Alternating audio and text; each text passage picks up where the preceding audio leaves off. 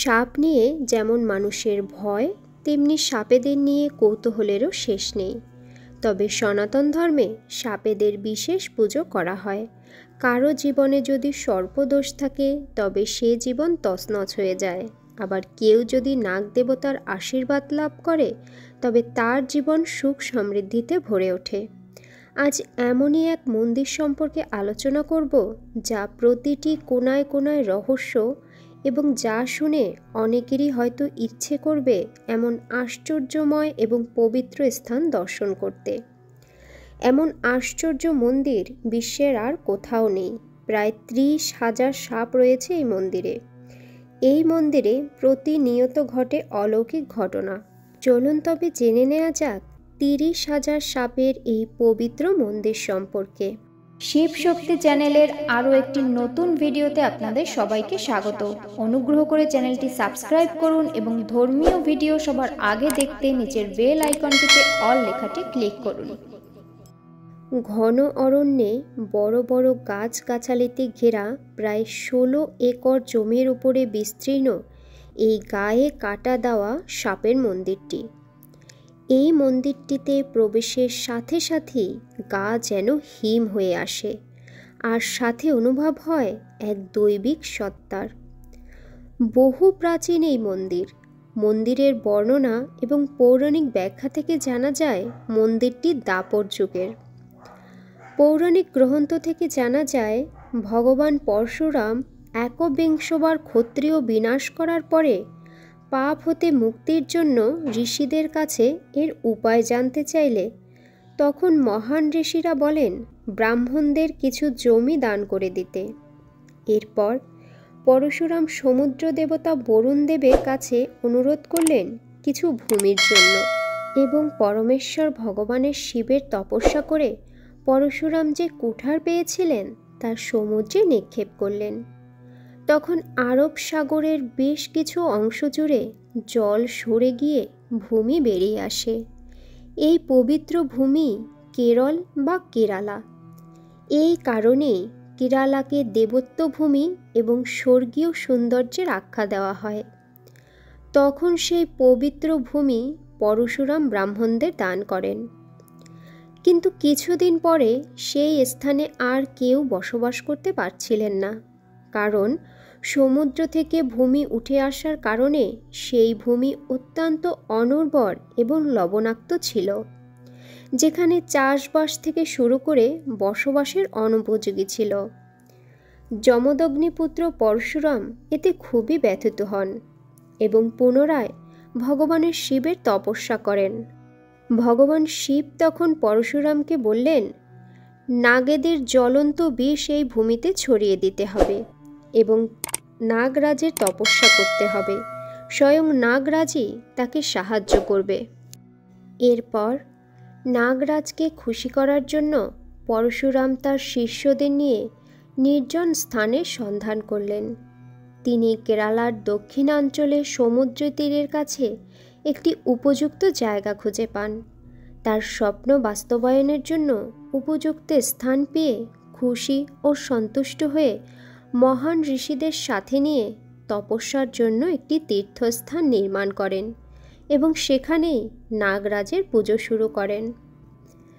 তারপরে নাগরাজ বাসুকী পরশুরামের সামনে আবির্ভূত হন এবং সমস্ত নাগেদের সহ পরশুরামকে সাহায্য করার প্রতিশ্রুতি দেন। এরপর নাগেরা কালকূট বিষের দ্বারা ভূমিকে পুনরায় বাসযোগ্য করে তোলে। এরপর থেকেই শুরু হয় নাগ পূজা এবং নাগরাজ বলেন তার আশীর্বাদ সদা এই স্থানে থাকবে। এরপরে পরশুরাম নাগরাজ বাসুকী, অনন্ত, নাগযক্ষী সহ অন্যান্য সকল নাগ দেবতাদের বৈদিক নিয়মে প্রতিষ্ঠিত করেন এবং পরে পরশুরাম মন্দার পর্বতে চলে যান। পরশুরাম দ্বারা প্রতিষ্ঠিত এই মন্দিরটি আজকের বিখ্যাত মান্নারশালা শ্রী নাগ মন্দির নামে পরিচিত। এটি ভারতের কেরালার আলাপ্পুঝা জেলাতে অবস্থিত। মন্দিরের ইতিহাস থেকে জানা যায় বহু প্রজন্ম কেটে যাওয়ার পরের কথা। একদা বাসুদেব এবং শ্রীদেবী বাস করতেন এই স্থানে। তারাই নিষ্ঠার সহিত নাগরাজের পুজো করতেন, কিন্তু তারা ছিলেন নিঃসন্তান। একদা অপ্রত্যাশিতভাবে এই স্থানের বনে ভয়ানক আগুন লেগে যায়। পরে বাসুদেব এবং শ্রীদেবী সেই দেহ অর্ধদগ্ধ, কারো ফনা পোড়া এরকম সেই সমস্ত সাপেদের খুব সেবা করতে লাগলেন। দিন রাত সেই সমস্ত সাপেদের সেবা করতে লাগলেন।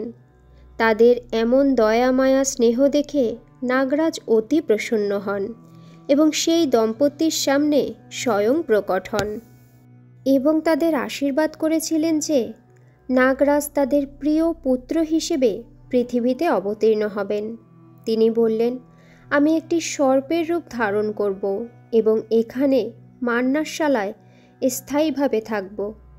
যতক্ষণ সূর্য ও চন্দ্র থাকবে আপনার পরিবারের সমৃদ্ধি বর্ষণ করবে এবং এখানে আসা সমস্ত ভক্তদের সুরক্ষা প্রদান করব। এইভাবে মন্দারশালা বা মান্নারশালা মান্দার গাছে ভরা জায়গা, পবিত্র স্থান যেখানে সাপেরা আশ্রয় পেয়েছিল, যেখানে পৃথিবী সম্পূর্ণ শীতল ছিল, পবিত্র মন্দারশালা হয়ে ওঠে। নাগরাজের বর সত্যি হলো। ব্রাহ্মণ ভদ্র মহিলা গর্ভবতী হন এবং 5টি ফণাযুক্ত সর্প শিশুর পাশাপাশি একটি মানব সন্তানেরও জন্ম দেন। 2 ভাই একসাথে বড় হয়েছে। সনাতন রীতিতে যথাসময় দীক্ষা অনুষ্ঠান ও বৈদিক শিক্ষা সম্পন্ন হয়। নাগরাজ পরিবারের চিরস্থায়ী সংরক্ষণের জন্য ছোট ভাইকে বিবাহ বন্ধনে প্রবেশের নির্দেশ দেন এবং তিনি তা মেনেও চলেন। যখন পঞ্চমুখী নাগরাজা বুঝতে পেরেছিলেন যে তার অবতারের উদ্দেশ্যগুলি উপলব্ধি করা হয়েছে, তখন তিনি মাকে জানিয়েছিলেন যে তিনি এবার মানব শরীর ত্যাগ করবেন এবং ভক্তদের আশীর্বাদ করার জন্য এই মন্দিরেই বসবাস করবেন। তারপর তিনি সঠিক উপাসনার জন্য কিছু অলঙ্ঘনীয় আচার এবং নিয়মের পরামর্শ দেন এবং এরপরে নাগরাজ নিষ্পাপ ভাণ্ডারে গিয়ে অদৃশ্য হয়ে যান। মন্দিরের মূল গর্ভগৃহে বা নিষ্পাপ ভাণ্ডারে নাগরাজ বাসুকী এবং তার স্ত্রীর বিগ্রহ রয়েছে। আর রয়েছে 30,000 সাপের বিগ্রহ। এছাড়াও এই মন্দিরে আজও জীবন্ত সাপেদের দেখা মেলে, তবে ভাগ্যবানরাই এই সর্পদের দেখা পায়। এই মন্দিরের প্রধান পুরোহিত হলেন একজন মহিলা। যুগ যুগ ধরে এটাই প্রথা। বিশ্বাস করা হয় এই মন্দিরে নাগ দেবতার পুজো করলে নিঃসন্তানদের সন্তান লাভ হয় এবং কাল সর্প দোষ হতে মুক্তি মেলে।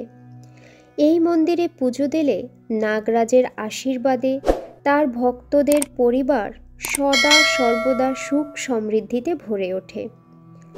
প্রতিদিনই পুজো হয়, তবে এই মন্দিরে নাগপঞ্চমী, শিবরাত্রি এবং আইলিয়াম নামে একটি বিশেষ উৎসব পালন করা হয়। এই দিনগুলোতে বিশেষ পুজোর আয়োজন করা হয়। তখন ভক্তদের ঢল নামে এই মন্দিরে দেশ বিদেশ থেকে ছুটে আসেন ভক্তরা। কথিত আছে নাগরাজ তার ভক্তদের নিরাশ করেন না এখান থেকে। ভিডিওটি ভালো লাগলে লাইক করুন এবং কমেন্ট করে জানান আপনাদের মতামত।